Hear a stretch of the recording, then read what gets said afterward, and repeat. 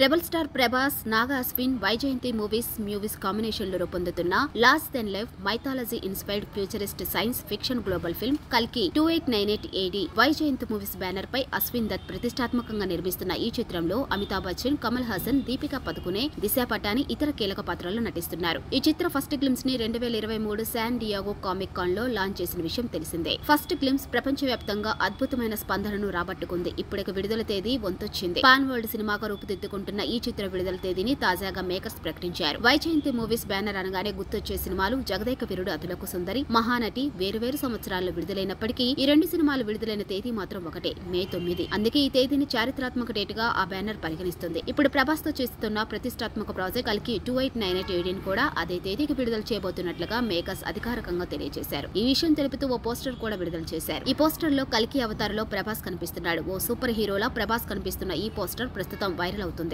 అలాగే రీసెంట్ గా వచ్చిన సలార్ తో సెన్సేషనల్ విజయాన్ని అందుకున్న ప్రభాస్ మరోసారి తన సత్తా చాటేందుకు మేలోనే వస్తున్నాడనే ఫ్యాన్స్ కామెంట్స్ తో సోషల్ మీడియాలో హోరెత్తిస్తున్నారు. ఇంతకు ముందు సినిమా ఎప్పుడెప్పుడు వస్తుందని ఎదురు చూసేలా చేసిన ఫ్యాన్స్ కి 2023లో 2 సినిమాలతో ఖుషి చేశాడు ప్రభాస్. అలాగే ఈ 2024లోనూ 2 సినిమాలతో ట్రీట్ ఇవ్వబోతున్నాడనేది ఈ అప్డేట్ తో తెలియవస్తుంది. మారుతి దర్శకత్వంలో తెరకెక్కుతున్న సినిమా కూడా ఇదే సంవత్సరం విడుదలయ్యే అవకాశం ఉంది.